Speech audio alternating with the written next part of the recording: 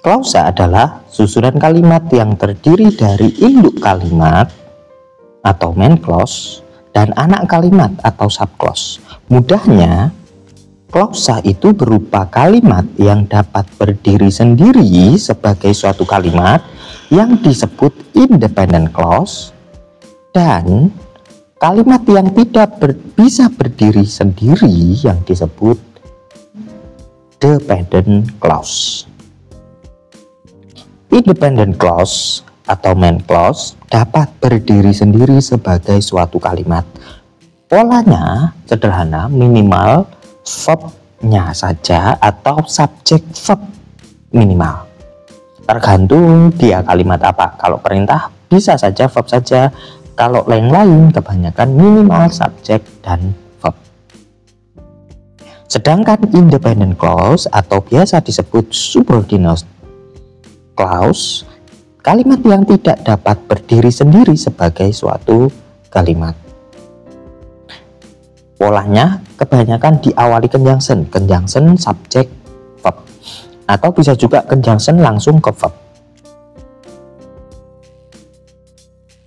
Pengertian independent clause adalah kalimat yang bisa berdiri sendiri, terdiri dari kelompok kata yang mengandung subjek yang berupa subjek, lalu ada verbnya, dan biasanya komponen-komponen lain bisa mengikutinya sehingga membentuk suatu pemikiran penuh. Komponen-komponen lain tersebut seperti modifier yang dapat berupa adjektif, adverb, noun, atau pronoun. Pola independent clause atau kalimat yang bisa berdiri sendiri sebagai suatu kalimat dan tidak diawali dengan kata sambung, khususnya dari subordinate clause seperti independent clause. Tapi kalau untuk dari compound conjunction bisa.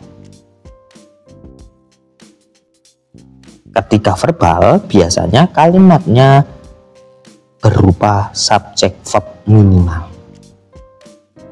baik itu verbnya melakukan atau dilakukan, maksudnya aktif atau pasif, atau berbentuk nonverbal, kalimat yang tidak ada aktivitasnya, tidak ada kata kerjanya dalam bahasa Indonesia.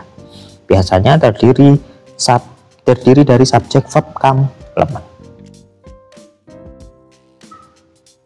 Contoh kalimat independent. I wash my towels every week. Saya mencuci handuk-handuk saya setiap minggu. Nah, di situ berupa aktif, ya, aktif yang verbal. He never comes late. Dia tidak pernah datang terlambat. Minimal subjek verb, dia transitif dan aktif juga. Diikuti adverb di belakangnya. Selanjutnya, contoh yang ketiga ada she's a student. Dia seorang pelajar. Ini yang non-verbal, ada linking verb. Tanda petik S itu sebenarnya singkatan dari is dan diikuti non a student, non-verbal. Contoh yang terakhir, I want ice cream but I'm on a diet. Saya ingin ice cream tapi saya sedang diet. Nah, compound sentence dengan coordinate conjunction but boleh digunakan. Sebenarnya kedua kalimat tersebut independent clause. Jadi hati-hati nanti dengan si conjunction, coordinate conjunction terutama dari compound sentence. Sedangkan dependent clause adalah kelompok kata yang mengandung subjek dan verb namun tidak dapat mengungkapkan suatu pemikiran yang utuh. Hal tersebut terjadi karena klausa bahasa Inggris ini diawali oleh suatu kata, yaitu kata sambung dari subordinator, dari subordinate conjunction, yang menyebabkan makna dari klausa tersebut menggantung sehingga tidak dapat berdiri sendiri sebagai suatu kalimat. Dependent clause harus dikombinasikan dengan independent clause untuk menjadikannya main sense atau dapat dipahami. Maknanya sebagai kalimat yang utuh. Kombinasi antara independent clause dan dependent clause menghasilkan complex sentence. Macam-macam dependent clause berdasarkan fungsi di dalam complex sentence. Dependent clause dapat dibedakan menjadi 3. Ada adjective clause, adverbial clause, dan noun clause. Adjective clause adalah rangkaian kata yang berfungsi sebagai adjektif. Sedangkan adverbial clause, rangkaian kata yang berupa kalimat yang berfungsi sebagai adverb. Sedangkan noun clause, rangkaian kata yang berupa kalimat yang berfungsi sebagai noun.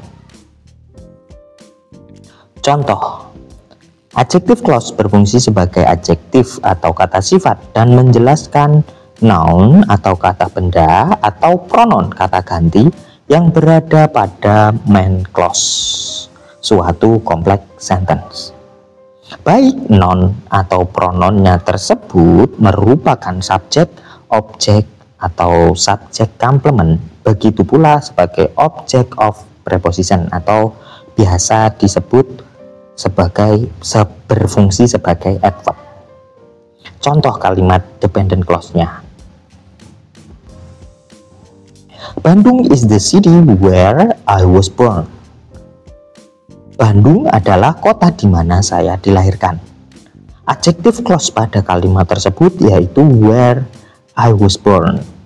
Where I was born itu menerangkan kata city atau kota yang merupakan subjek complement pada main clause-nya. Yang kedua ada adverbial clause. Adverbial clause berfungsi sebagai adverb kata keterangan yang memberikan informasi tentang si verb, adjektif, atau adverb lain. Contoh kalimat dependent clause-nya. See, you should wait until the rain stops. Kamu sebaiknya menunggu sampai hujan berhenti. Adverbial clause-nya yang mana? Until the rain stops. Itu adverbial clause-nya. Menjelaskan kalimat sebelumnya atau verb-nya juga boleh. Menjelaskan kapan sih berhentinya, kapan sih menunggunya sampai hujan berhenti. Yang ketiga ada noun clause. Noun clause berfungsi sebagai noun atau kata benda pada kalimat. She assumed that everyone agreed with her. Dia berasumsi bahwa semua orang sepakat dengannya. Noun clause-nya yang mana? That everyone agreed with her. Dia sebagai objek. Nah, benda juga bisa sebagai objek. Jadi kalimat tersebut ya kita fungsikan layaknya kata benda, yaitu sebagai objek dari kata kerja assume. Thanks for watching.